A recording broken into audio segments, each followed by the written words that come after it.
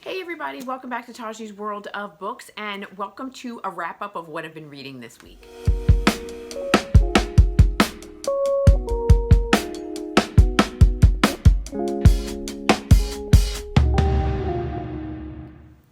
So I just wanted to come on, you guys, and talk to you about what I read this week. I read a couple of really good books. I had some rereads, catching up on things, and it's been great. So I just wanted to share that with you. So the first series that I reread in preparation for The War of Two Queens is I reread The Kingdom of Blood and Ash. So I read From Blood and Ash, Of Flesh and Fire, and Crown of Gilded Bones, because I was, and part of me wasn't going to finish this series. I was just gonna, because I like it, but I don't love it. But then I heard all of the sort of controversy around a menage situation that's going down in this book, so I wanted to see what was going on. And it's going to be a very long series. There are 2 more books in the series, and it really is centering around Cass and Kieran and Poppy. And Poppy is really coming into her power, and we're trying to figure out if Poppy is a god, if she's a demigod, if she's a deity, if she's a queen, if she's... there's so much going on that I feel a lot like this is an information dump. Like, every book is a dump. Like, you know what I mean? And we're building up to these nemesis, arch nemesis, other gods, other wars, that you need to know what's going on in the prequel to really understand what's going on in this series. And so I found myself feeling confused, and some of it I didn't care about, and some of it I loved. I really was here for the relationship between Cass, Poppy, and Kieran.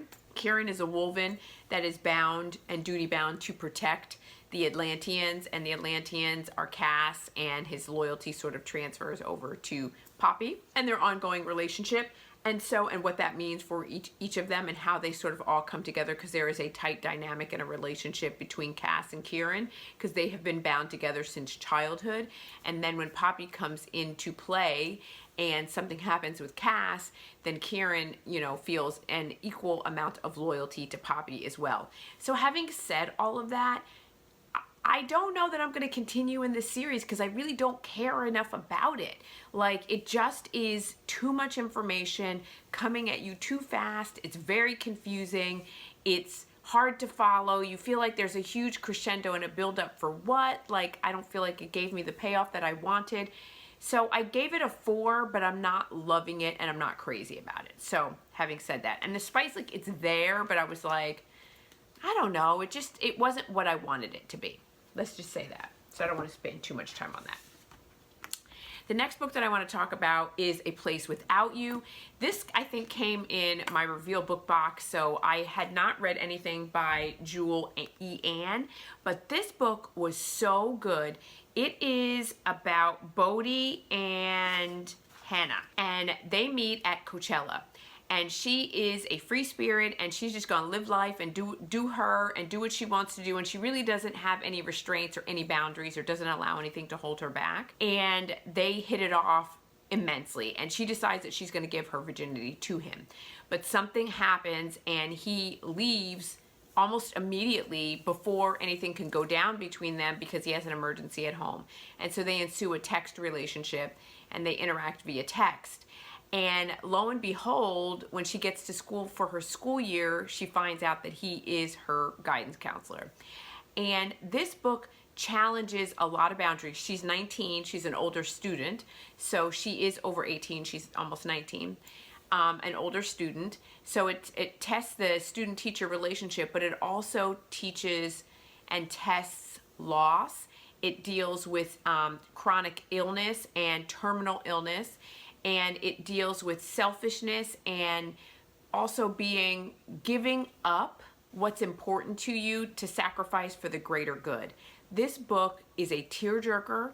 It is going to bring everything into question in terms of what you are willing to sacrifice for the person that you love, what you're willing to give up, what you want from that person. Are you constantly going to be throwing yourself at the person, or do you want that person to grovel a little bit and give back to you in some ways as well? Like, what is that going to look like, and how does that person demonstrate to you that you are equally important to them? So there are so many hard-hitting issues that are addressed in here. There's sibling rivalry, there's terminal illness, there's chronic illness, there's chronic pain that's addressed in here.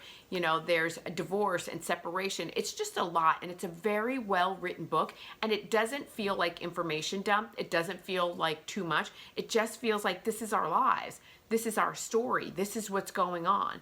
And not only is this is our story, but here's where you meet us, and here's where we end up 23 years later. And I absolutely loved it because it gave me everything, 100%.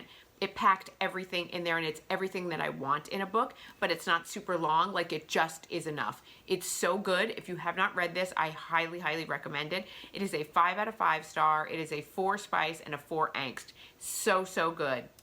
And as if that was not good enough, then I went ahead and read Unloved, a love story by Katy Regnery. And I loved this book. Whoever recommended this to me, I love this. Did you, Bella, did you recommend this to me? I don't know. Somebody did. But it is so, so good. It is so, so good. It is the story of Cassidy Porter. And so it's like, basically it's told from 2 points of view, right? It's told from Cassidy's point of view, and it's told from Bryn's point of view. And Bryn's fiance gets killed. This happens at the very beginning of the book. Gets killed in a mass shooting. And he is the love of her life, and she cannot let go. Through a series of events, she decides that she finds his cell phone that was returned to her in police evidence. She didn't open it, didn't go into it for 2 years, but finally she does, and she opens it. And when she opens and turns on the cell phone, she sees that he was texting her a final message, because she couldn't bring herself to do it before then. She sees that he was texting her a final message, and this final message is this mountain that he loved in Maine that he always climbed and spent a lot of time at. And she's like, that's what I need to do. I need to say my goodbye by going and climbing this mountain. I'll bury his phone up there, and that's, you know, will be how I do this. And she decides to do that. Simultaneously, the other point of view is being told by Cassidy. And Cassidy, it starts when Cassidy is like 7 years old. And Cassidy is the son of a serial rapist and murderer. And it's like, how do you write a book around the hero being the son of a serial rapist and murderer, and what does that look like? And so he has held himself in isolation for the entirety of his life because he believes that his DNA is evil to the core, and that he is going to harm someone. So in order to prevent that, he keeps himself in isolation, and it's their story. And this is going to go down as one of my top standalones for 2022. This is outstanding. It is fabulous. It is heartbreaking. It is heart-wrenching. It is beautifully written. It's a beautiful love story about loss and love and forgiveness and acceptance, and we are not the sins of our fathers. And how do you let go of one love to open your heart for another love? It is so beautiful. It's so beautiful. When I say that this is a beautiful story, and how it wraps up with the plot twists that go down in here, you were just left with your mouth agape and just like astounded at how did we get here? Oh my God, this is heartbreaking, but beautiful and glorious. And it had to happen that way in order for this to come together. And so if you have not read this, this is an absolute 5 out of 5 star. It is a 4 in spice. It's a virgin hero in here as well. 4 in spice, and it is a 4 in angst. So good. Please check this out. I highly recommend it.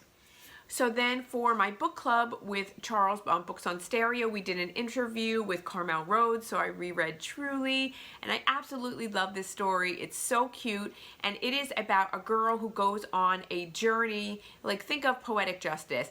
She goes on a journey or a vacation, a road trip with her best friend and her nemesis. This is a dark romance. Her nemesis that has been torturing her and tormenting her. He is not supposed to come because she has just broken up with his brother, whom she was dating, just broke up with her right before she was set to give him her virginity. And he broke up with her in the most hurtful way possible. And so she's like, I got to get out of town. She goes on this road trip, and she's following her mother's diary and visiting the places that her mother went to with her best friend. And it's a story of discovery and loss and love and friendship and relationships, and holding people to account. And maybe things don't start off quite the way that you had intended them to, because it's pretty dark. And if you've got a dark character that has a history of abuse and neglect and all of these things, they are not always the knight in shining armor. They might be the bad guy, but they ultimately turn into the knight in shining armor. And so this is a beautiful, beautiful story. This is a 5 out of 5 star as well. It is a 4 spice, and it is a 5 in angst. Really good. I loved it the second time around. The audiobook and narration on the audiobook is fantastic. So check it out. And then the final book that I read is Heir of Fire, and I'm not going to go into great detail. This is Celaena Sardathian, and this is her story of her saga ongoing. If you have not read Sarah J. Maas, this is like a continuation. She is now, you know, she has been sent away by Kaol, and she finds herself, and I think she's in Aurelia. Is she in Aurelia now?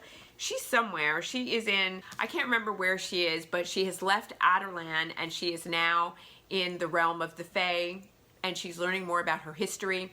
We are learning who Aelin Galathynius is and how it relates to Celaena Sardathian.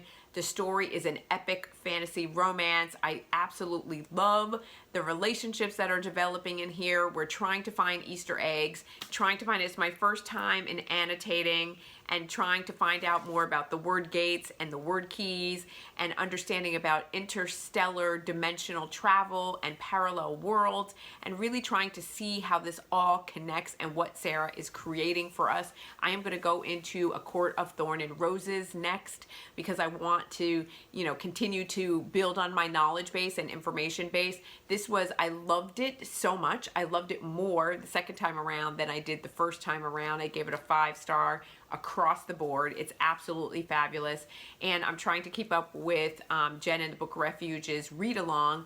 And I'm a little bit behind because, you know, of everything that's been going on, but now I am back, and so I think I'm going to catch up, and I'm going to be super, super happy, because the next one that we are going to read, my books are over there on the shelf, is The Queen of Shadows, I think, is next, and I'm going to be on that live show, so I'll link all that in the description below. But this was really, really good, and it really, like I said, it really is more like, everybody probably knows about this series already, but it's more about finding the Easter eggs and finding the clues about the vlog, about interstellar travel, about parallel worlds, about the word gates, the word keys, these rings, the Fae, what happened 10 years ago when magic was taken away, the different type of Fae that exist in each of the worlds, and how this all is going to relate to Crescent City, and how all of this is going to sort of come together in a grander, bigger picture. So that's what I read that for. So you guys, that is all that I have for today. It's a quick video. I just wanted to hop on and get back to my normal scheduling of videos and getting up videos for you guys 3 times a week. So I think I'm going to do better about that. But the best way that you can know when I'm uploading a video is to hit that bell notification button, because it'll notify you every time I upload a new video. Do me a favor, hit that like button, and also throw me a comment. Hit me a thumbs up, do something in the comments, because it really helps with the algorithm. I greatly appreciate that. And that's all that I have for today. So I look forward to see you guys in my next video. Thanks so much. Bye.